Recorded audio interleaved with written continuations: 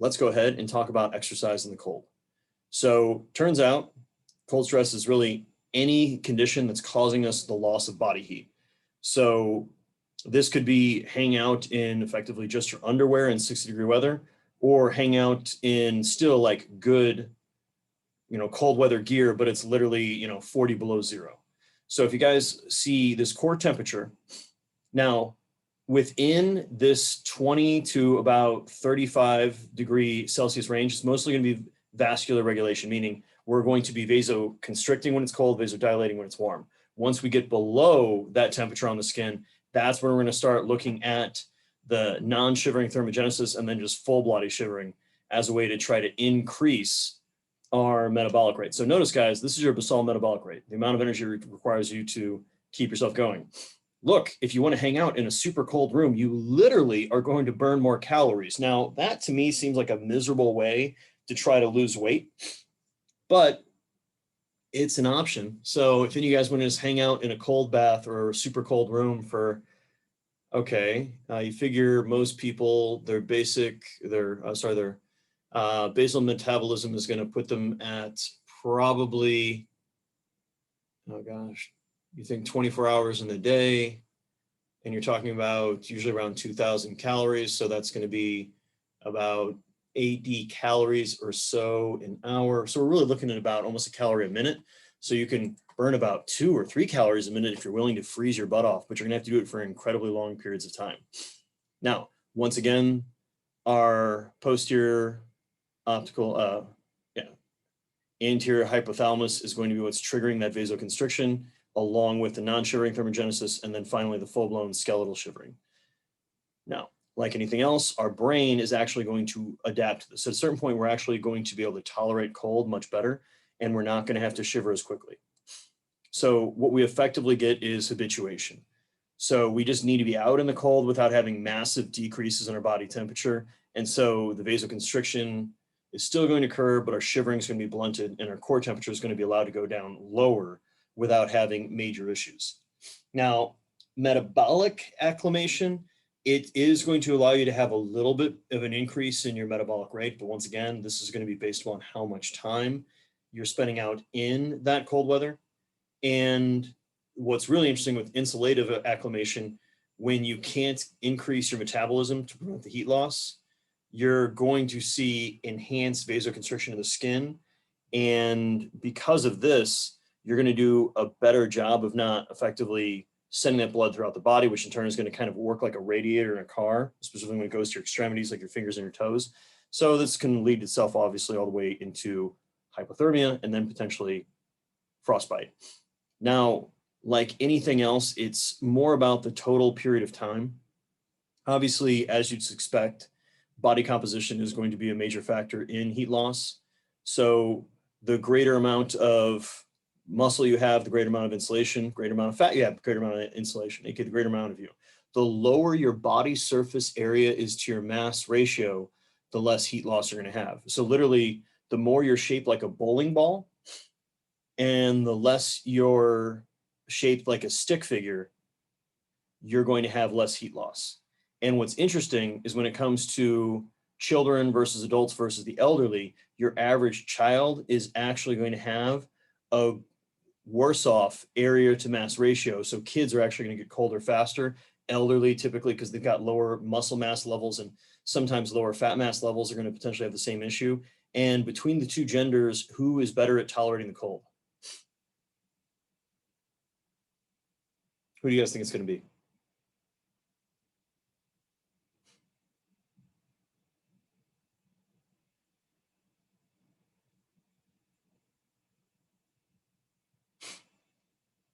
Okay.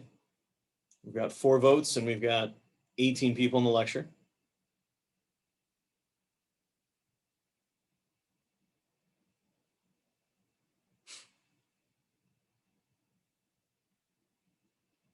There we go. We're getting there. Getting there. So in reality, it's actually going to be women. Now, the reasoning for it is women are typically shorter. And so when you're looking at that surface area to mass ratio, it's going to be a little bit better. your average guy typically has a little bit longer limbs.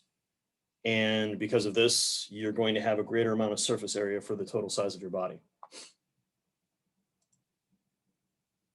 So just like with the heat, it's not just about the air temperature. It's going to come down to all the affections of conduction, convection, radiation. So we need to also know the humidity. Now, I'm sure a number of you guys are familiar with wind chill, specifically, obviously, when you're outside and it's cold.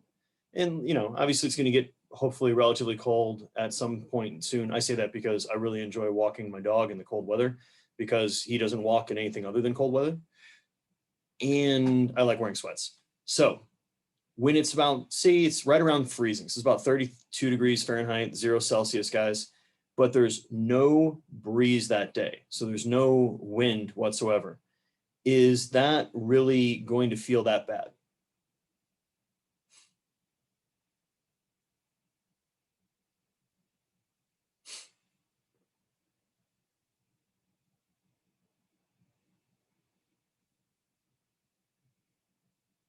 Awesome. Thank you, guys. Now, also think about that habituation effect where now that it is starting to get cold, how many people are freaking out, like they just turn on the heat in the building and it's quite warm in my office. I walked in wearing a sweatshirt, but then over the weekend, I guess they really kicked the heat on and it's in the mid 70s in here and I'm not a big fan of it, but alas, so it goes. What you're going to find is you're going to get habituated to being out in the cold, like we talked about just previously. So that's why when spring starts to come back and finally we have a day that's like 78 degrees, everybody's like or it's in 50 degrees, everybody's in t-shirt and shorts because they're so used to that warm weather. I like where your head's at, Tyler. So wind chill is going to give us effectively that total increase in our risk of freezing temperatures. Now notice, guys, this is only kicking in at negative 10 degrees Celsius. So we're talking about we've got to get ourselves down into the teens when it comes to temperature. And then with the wind speed, you know, that's going to be a different. So think about divide that number. So 5 is about 3.1, 10 is going to be about 6.2, so on and so forth. So, you know, with a fast enough wind chill and a cold enough temperature, you can really risk situations with legitimately freezing. So notice the unlikely, and this is going to be with people that are typically being outside, moving around the cold. If you're having to stay out there overnight, that's when you're having legit risks of effectively dying of exposure. So now one thing that I'm sure a lot of you guys are familiar with, which is water is going to conduct temperature way more intensely than air will any day of the week. So hence, when you're wet and it's cold, things get to be even worse. So what you're going to find when that conduction, convection, evaporation, radiation are all controlled, it's literally 4 times faster in water versus air. And think about being in a cold swimming pool. You might be shivering and it's effectively the summer. It's still 80 odd degrees outside, but that pool is maybe 60 degrees and that's really going to get into you. Now, we're going to do a pretty good job of trying to keep that core temperature about the same level unless we get to be in cold enough water. And what we're going to find is if we happen to stay in that cold water for longer periods of time, we can see a massive decrease. So dropping your body temperature by about 4 degrees. And so your heat loss is actually going to increase in that moving water because now we've got that convection. However, we're going to have less with exercise because now we're generating that energy. That's why if you're going to go work out, you actually want to work out in a cold pool or a cool pool. You don't want to be trying to swim in a warm pool because it's going to start to feel like bath water and then you completely cannot take advantage of evaporation whatsoever. And you can have issues with hypothermia well above 0 degrees Celsius. I swam in high school some, and I remember when I was a freshman, one of the senior guys, because they shut off the heater in the pool over the winter break because Rockwood Summit High School, whatever. And we literally had to haul out one of our teammates because he started to go into such bad total body shaking and shivering and kind of going into hypothermia. He couldn't climb out of the pool and it was effectively, you know, spasming uncontrolled. He's a very, very lean guy and also a pretty tall guy. So when you talk about the surface area to mass ratio, it was not in his favor. And I was a fat kid growing up. So I had enough insulation that I was fine and dandy. So as you guys can probably feel when it comes to trying to use your hands when your hands are cold, you have a decrease in muscle function. we're not going to be as good at being able to contract all of our fibers at once. And because of that, we're going to decrease our contractile force. We're going to be less, essentially slower and not as powerful. And this is going to be mostly going to be our superficial muscles, aka the ones that are right under the skin.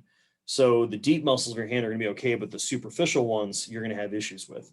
And let's face it, most of your prime movers are superficial muscles, so that can be an issue.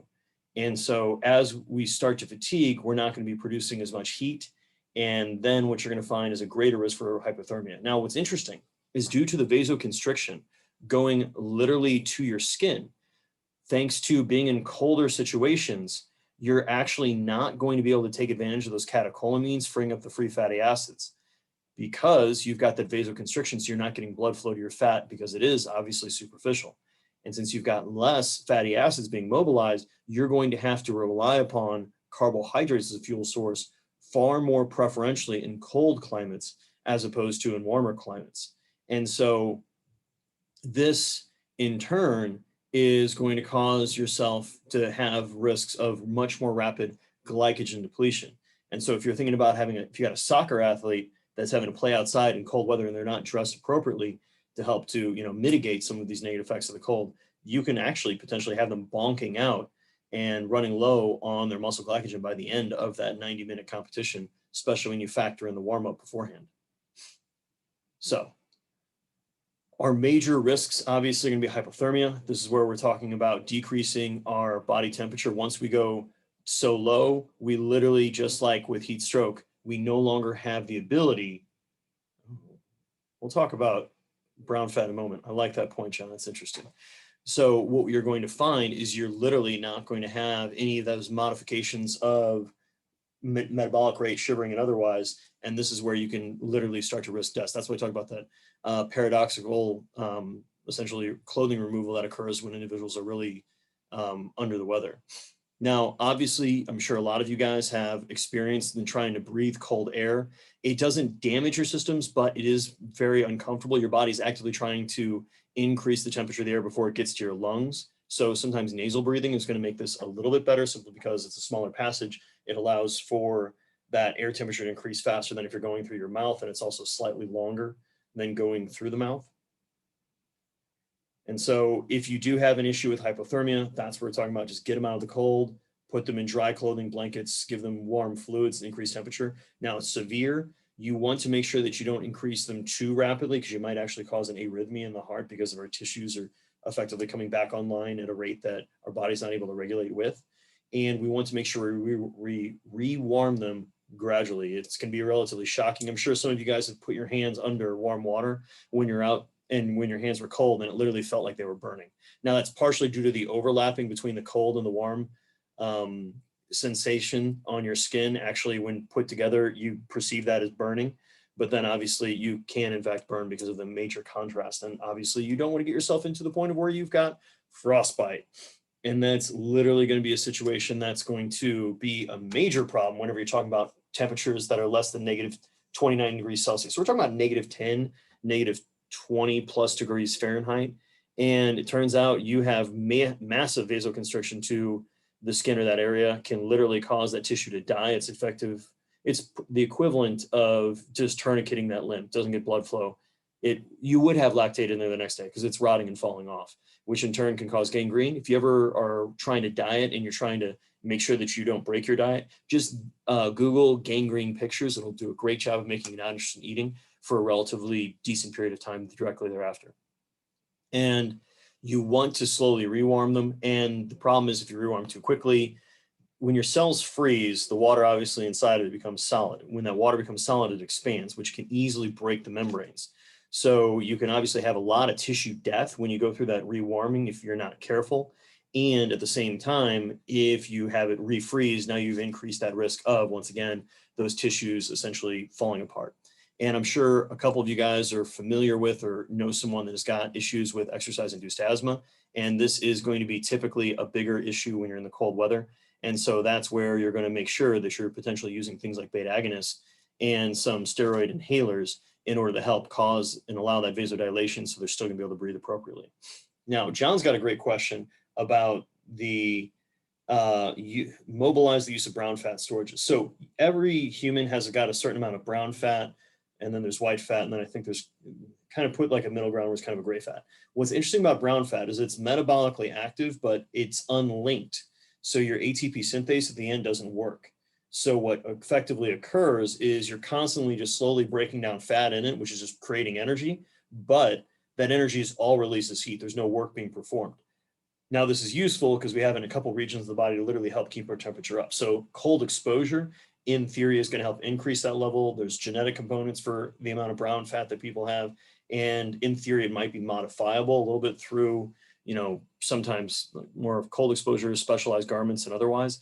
I don't put a huge amount of stock in the use of brown fat as a great way to try to lose weight, but you're going to be increasing your metabolic rate. And at the end of the day, guys, when it comes to changing your body weight, it's always going to come down to the caloric balance, meaning how many calories in and how many calories out.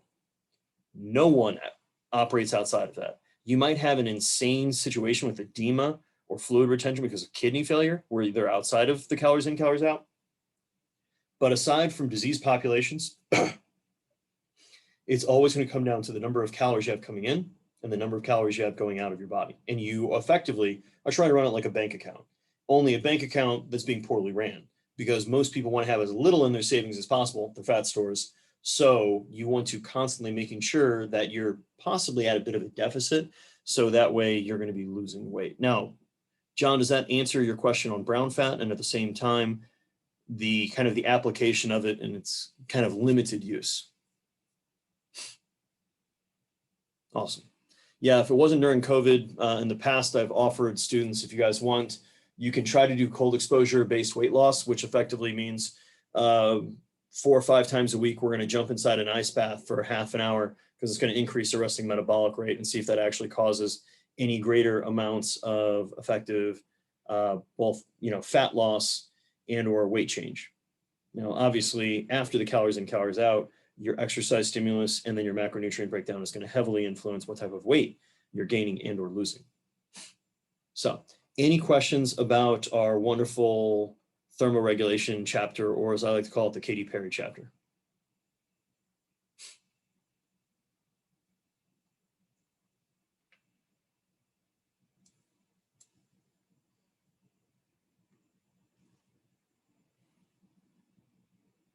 All right, so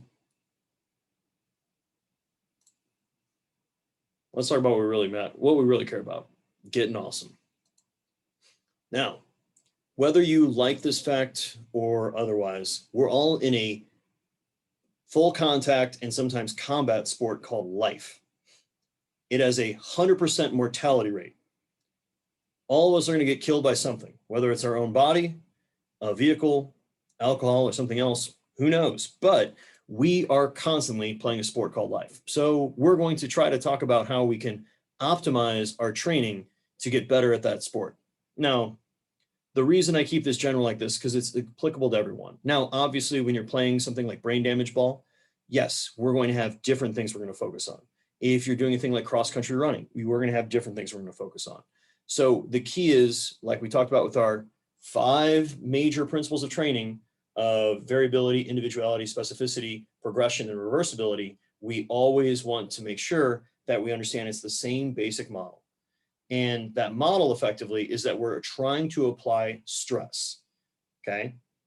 Specifically, positive stress is something that's going to cause us to get an increase in performance. And remember, we talked before about hermetic stressors.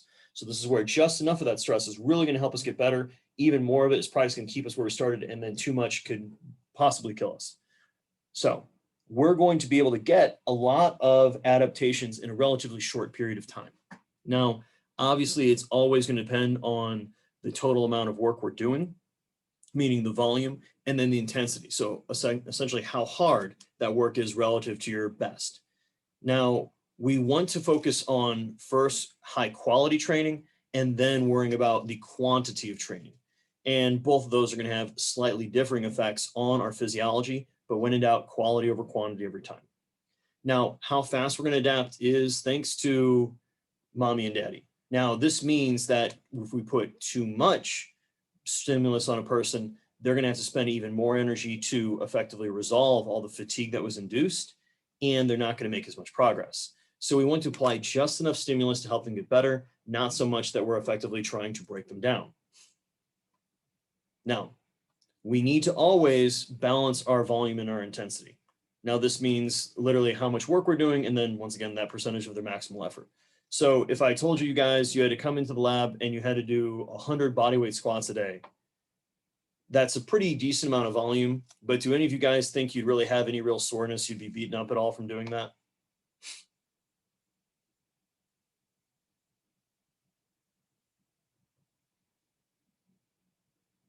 Nice. Whereas if I told you guys you all had to come to the lab and every single day you were going to do just 10 total reps in the squat, but each of them was going to be at what your max is. And if you missed, you had to try again. So you probably going to end up doing more than 10 reps. How do you think you guys are going to respond to that?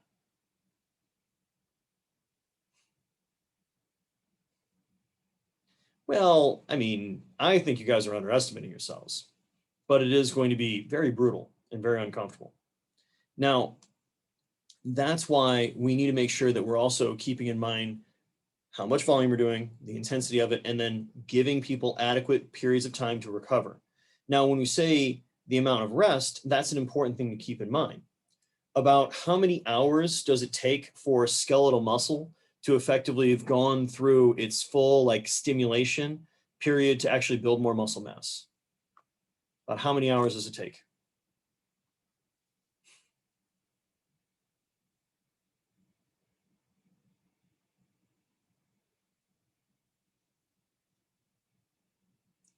Pretty close, Zach.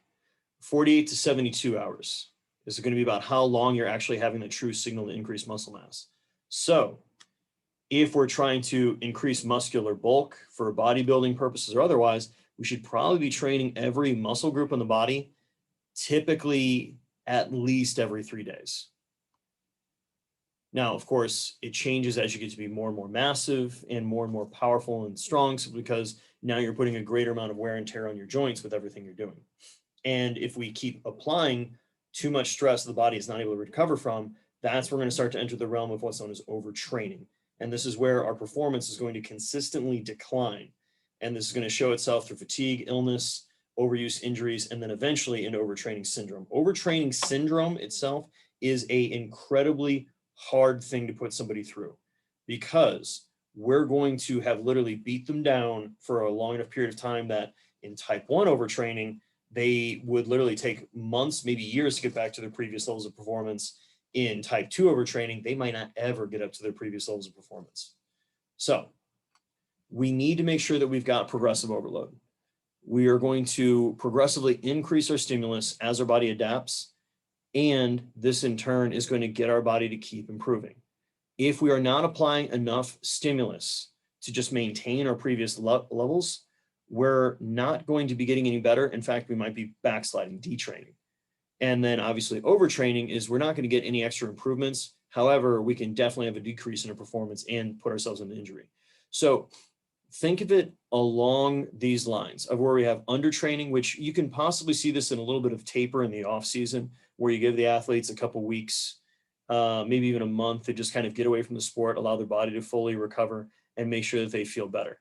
Then when we're doing typical training, we want to see what's known as acute overload, where we give the body a greater stimulus than it's used to in that training session, which in turn is going to give us minor adaptations and improve us. Now, as we're going to progress in a program, that's when we're going to start doing slight periods of overreaching, meaning we know we're doing more work than they can recover from immediately. And in fact, this is going to have delayed training effects. So we'll give them a good full week deload, and then we'll really see the manifestation of all these improvements. Now, this is something you build up to. You don't want to go start in straight in overreaching, because if we keep applying too much stress, and especially if we don't have a good idea of what effectively is the line for too much stress for an athlete, we can put ourselves in overtraining. And this is where you have now wasted all of that extra effort because you're not getting any better from it. Instead, you're getting worse, and congratulations, you beat yourself up for no real advantage. Now, there is non-functional overreaching where you do more than you're really going to get any advantage to. And that's the step before you get into overtraining. Any questions over the basics of kind of how we move through this flow chart? Notice, guys, it's intensity, duration, or frequency of training. So you don't necessarily need to increase your intensity. You can just increase your total duration of volume beyond what the body can handle, or train more frequently per week than what the body can handle.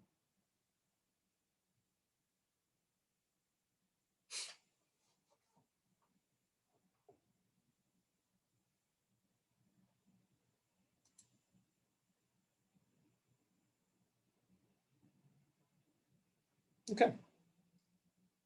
So overreaching is just a short period of time where we've overstressed the body. Short period of time, we're talking a couple days, maybe a few weeks. This in turn is going to allow us to have a greater adaptation later. This is not the same as doing an excessively large amount of training. And if we do too much of it, we're crossing an overtraining. So my basic training paradigm that I work from is I train effectively 3 weeks of loading, and then I give myself a 1 week deload, and then I repeat the cycle again. This allows for that fatigue to effectively be all hopefully removed during that 1 week of deload, and at the same time allows for me to put enough fatigue on my body that after the end of those 3 weeks, I'm going to make more progress, have that super compensation.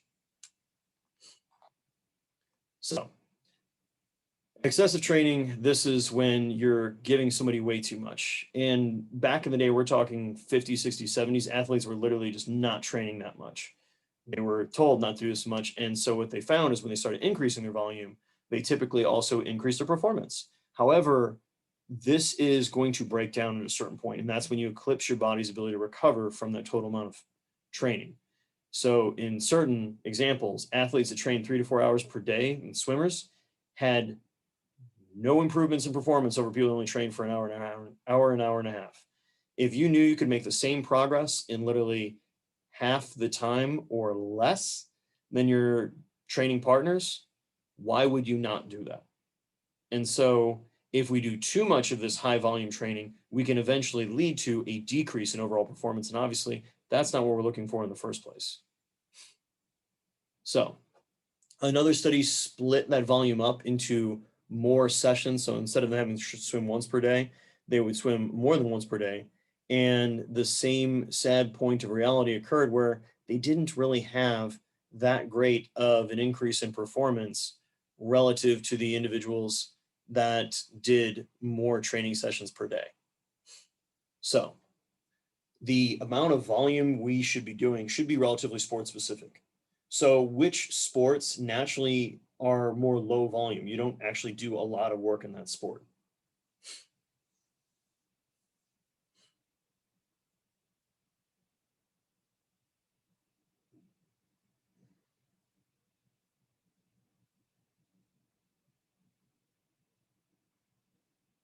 Yeah, I said sport.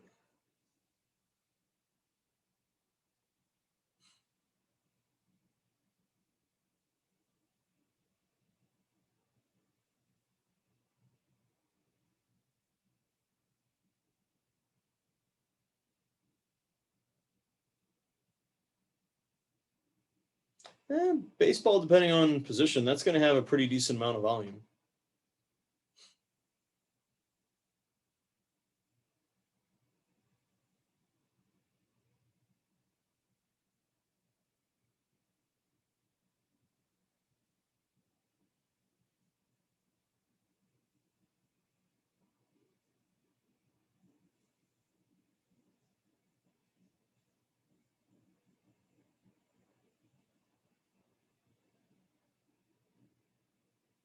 Now, Raquan, not a bad idea, but still think about archers are going to take a lot of attempts, just like people that do riflery and otherwise. People throwing the shot put, people throwing the discus. They're probably only throwing that 10, maybe 20 times in an entire practice, where a pitcher in baseball might be throwing, 60 to 100 pitches each practice when they're trying to develop their ability. And then when you think about an athlete like a soccer player, a basketball player, how many free throws would you think a basketball player might take in a given practice? Yeah, most of your sprinters don't do a whole lot of training volume. So if you increase the volume, you should decrease the intensity, and vice versa. If you're doing higher intensity, you should be doing lower volume. And like anything else, what you're emphasizing is going to give you different results. Increased intensity and lower volume, that's going to be more helpful for maximal strength and maximal power. Higher volume, lower intensity is going to help with muscular endurance and hypertrophy. So obviously, these basic concepts are going to apply to of each of the major different ways that we can get the body to adapt. And if we try to do both at the same time, that's typically a recipe for disaster where people are more likely to get injured. So overtraining itself is literally going to be a period of time where literally they're not going to improve in performance. This is, or decrease in performance. This can go over weeks, months, and even potentially years. Now, this isn't going to just take and give you a 1 week deload and congratulations, you're back to where you are. Sadly enough, you can get to points where psychologically and physiologically, you're no longer to hit your previous levels. This is where you can, the difference between the type 1 where you can overcome it after a number of months, whereas in certain situations, you can never overcome it, and congratulations, thanks to scar tissue in your connective tissue, you're never able to resolve and get back to those previous levels of performance. So overtraining itself is going to be very much so based on the individual. Usually you're going to see a decrease in strength, coordination, and just total exercise capacity. They'll have more fatigue. They might have changes in appetite and or weight loss, specifically if they're more sympathetic. Overtrained, you're going to have issues with sleep disturbances and mood disturbances. They're going to have a harder time sleeping, may have some issues with depression, anxiety, and otherwise, and then obviously not be as interested in competing. Desire to compete goes down first when people are starting to get themselves into overtraining. So obviously this can be related to doing too much intensity or volume. So if it's an intensity, this is usually sympathetic overtraining, and that's where you're going to have issues with literally sympathetic overcharge, insomnia, and otherwise. If it's more volume related, that's going to be more parasympathetic in nature, which means they're going to not be able to get their heart rate up as high, and they're going to feel like they can never sleep enough. So like anything else, psychological factors are always in addition. The body cannot tell the difference between the stress of your training, the stress of your schoolwork, the stress of your job, of your relationships, of your lifestyle. All of those are still just combined into one big unit, and that's the stress you have to overcome. So the greater amount of that stress you have, obviously, the harder or more work the body has to overcome to recover. So what we're aiming for is where we're going for over time improvement, because we induce fatigue, recover, induce fatigue, recover, and so on and so forth. Whereas with overtraining, now you see how we've applied so much stress that or the stress has come on so frequently that we have not been able to even come back to our initial level. So with that sympathetic overtraining, higher blood pressure, not as hungry, losing some weight, issues with sleep and emotion, and an actual increased resting metabolic rate. Whereas with our parasympathetic nervous system, and this is typically more your volume-based endurance athletes, they're going to be fatiguing out too quickly, lower heart rate and BP than normal, and their heart rate is going to come back down very quickly. And they might even have maximal heart rate being suppressed. Now, when it comes to your endocrine, you're going to see lower amounts of thyroid hormone and testosterone, along with an increased amount of cortisol. That's going to be a good indicator that someone is overstressed and under recovering for the amount of work that they're doing. And that's where the testosterone to cortisol ratio is very important, because it's going to give us a basic idea of how our anabolic recovery is stacking up with our stress hormone to obviously one of our sex hormones. And notice total volume is going to be what's more likely to interfere with the hormones. Now, in addition to our sex hormones and having higher blood urea concentrations, you're going to have an increase in your catecholamines, your epinephrine, norepinephrine. Now, like anything else, when we're looking into this, we need to do our best job of trying to effectively track the athlete holistically. So not just looking at these blood biomarkers and thinking about how recent was their training session, especially a hard one. And we want to effectively figure out what's going on with the individual via desire and otherwise to start, because it turns out it's not going to require as much technology and it's a lot easier. Now, these signals are going to effectively be in turn influencing those major hormonal axes of the body.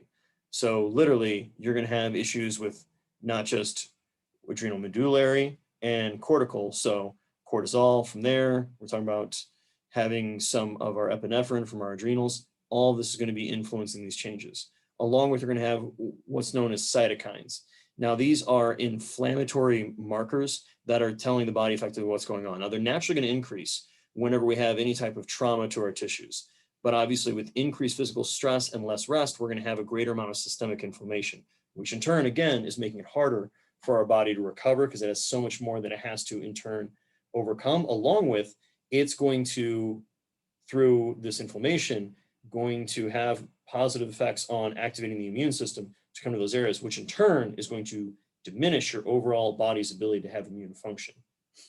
So when we're looking at this negative feedback loop and the way that these are going to function, guys, take your time and make sure that you understand these flow charts and how they're all going to flow together effectively, giving us these major effects that we're having in our overall body functions when someone happens to be overtraining.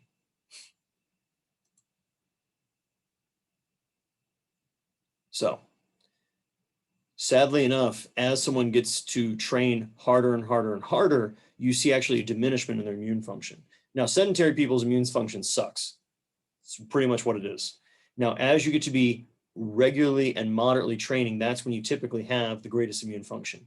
As we go into much higher exhaustive levels, this is where we are going to increase disease susceptibility and decrease immune function. This is where typically you talk about usually some type of respiratory infection for a long distance runner. They start to essentially present with this more frequently than they would. Athlete gets a cold or the flu more often. And obviously during the wonders of the pandemic, this is when you don't want to be overstressing your athletes. So what you're going to find is this is going to suppress your immune system because we are going to have abnormal function of our lymphocytes being decreased along with antibody production. So like anything else, we want to follow those indicators. And if your athletes are suddenly getting sick a lot more frequently than would otherwise, it's a pretty good indicator that you're asking too much of them and you need to back off and allow their body to fully recover.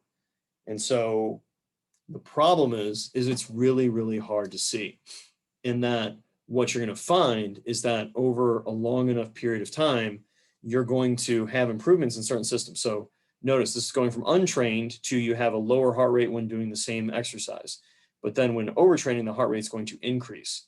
So like anything else, measuring performance values that you can then figure out if they're making progress or not. Looking at psychological values to making sure that they are mentally prepared and recovered. And if possible, you can effectively do blood draws to figure out what's going on with the body. So I've spouted off a whole lot about when it comes to overtraining syndrome. What questions do you guys have for me that I can try to handle and effectively talk about what you should do? Because one thing that's really important, guys, is there's been research specifically of Olympic athletes. And at the Olympics, I believe it was a large enough percentage of athletes that it was kind of terrifying. I think one research article had about 25% of athletes at the Olympics so that they were overtrained going into it. And they, in theory, are being coached by the best people in the world, and their coaches still made them do too much.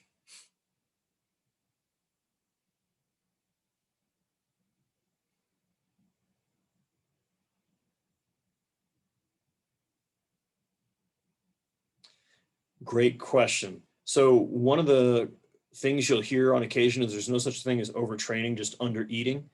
And you're right, athletes that are more calorie restricted, specifically people like wrestlers, they arguably are going to have a greater risk for overtraining simply because they're constantly having to do large volumes of work while underfeeding themselves and being dehydrated, which is its own stressor.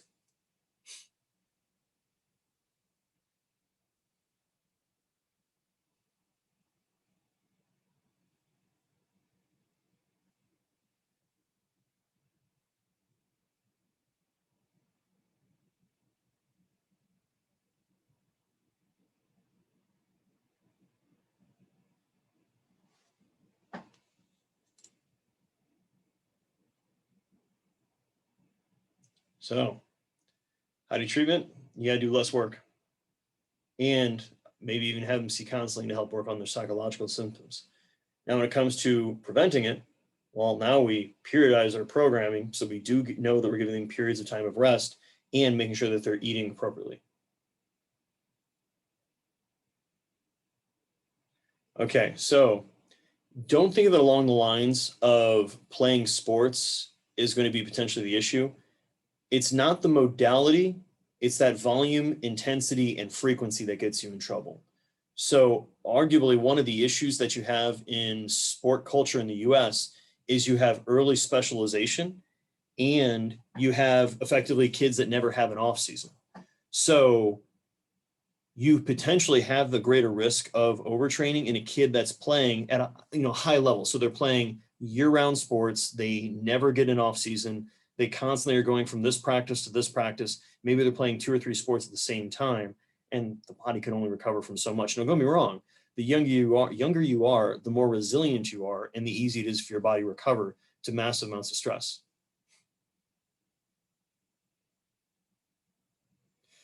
So the reason I bring up nutrition in that context, Catherine, is that your body is simply constructed out of the things that you eat. So if you are not getting enough fuel to not just run your car's engine, but repair not just to give your engine fuel so it can move the car, but literally to repair the dents in the car, the dings in the car, replace the tires, etc., then you're going to have issues with athletes that are more likely to have issues with under recovery, which then can lead itself into that overreaching, and if left untreated for too long, eventually lead into overtraining. So for an athlete that has a weight goal and specifically needs to gain weight, that in reality, especially if they're growing up, is going to make it easier for their body to tolerate greater volumes because they're going to be taking in greater calories. However, it's the holistic amount of stress in their life. Okay? So, right now, if you feel comfortable, if you don't put it out there, okay? Because I'm gonna have you put it in the chat because I am recording this, but we don't record the chat. What is the most stressful thing going on in your life? Is it your classes? Is it your relationships? Is it your job? Is it your home life situation there? Is it your workouts? So, yeah, I mean, all of those guys, those are stressors in your life. That's there whether you train or not. They're going to be going in the background. You can't really hide from it. So your training stress is added on top of it. And the human body is only about surviving right now. It's not worrying about keeping you alive for another year, another decade, or even trying to get you into the 100+ year club. It's just trying to get through today. So it's going to take and sacrifice certain things, increasing your risks for things like cancers, heart attacks, stroke, blah, blah, blah, because it's just about getting you through today. So it's really important to understand when you're looking at not just your life, but the life of your athletes, is you can only recover from so much stress. So one of my neighbors, Zach, you've met him. Eric, great guy. He wants to squat 500 pounds. And Zach and I have already pointed out the fact that he needs to gain a lot of weight because he's like 6'4" and only weighs like 220. So he's got to put some weight on if he wants to move that much iron. He is a long limb dude, but he's got a good squat. Now, here's the thing. He's got a good job. He's an electrician, which does obviously have a lot of stress. He's got to travel from anywhere down to Glasgow, Kentucky, to London, to Somerset, even to EKU on occasion to do his job. And so, he's married, his wife's great, but they also have a charming little daughter named Natalie, who is, I think she's about 1.5 right now. So let's just say Eric doesn't always get the best amount of sleep because, Natalie's a young kid. It's what young kids do on occasion. And he has a job which is going well, but is stressful. And he's in his 30s. And so he already has a solid amount of stress in his life.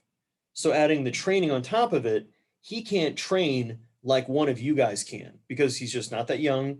And I'm not saying that everybody here has a soft life, but he's got a lot of stuff going on, not that you guys don't. And so adding extra stress to his training, he's probably just eating more into his recovery. So he's not going to come back as fast. So we've had the conversation, meaning he and I, that he should actually try to do a little less volume in his training and try to figure out what's the smallest amount he can apply where he's going to get that greatest return. Because it's not about training maximally, guys, it's about training optimally. So if I remember correctly, Katie, you're getting married relatively soon, right?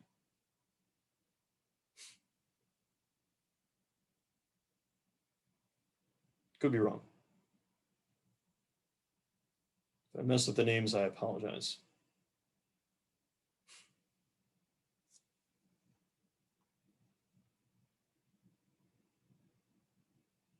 Well, either way, my GA is getting married this weekend, and they have an outdoor wedding, and it's supposed to rain. So, and they also don't have tents or anything ready. And plus, they're trying to get married during a pandemic. So he's taking a pretty good, solid cortisol bath every single day. So for him, it's not about eating in that surplus. It's more about just making sure that he's going to not really train hard this week, take it easy, because he already has enough other stressors on his plate that adding to it is not going to help improve the situation. Does that make sense to you guys? And we went over. I apologize for that. So remember, watch the video for the VO2 Max Lab. I'll see you guys outside on Friday. We will talk through what those results mean. And really the key is we're going to try to get into what's known as the ventilatory threshold and how that's going to be related to the anaerobic threshold and why we care about that with athletes. So take care of yourself. And if you can, take care of somebody else too. Have a great day, guys. Stay safe out there. Bye-bye.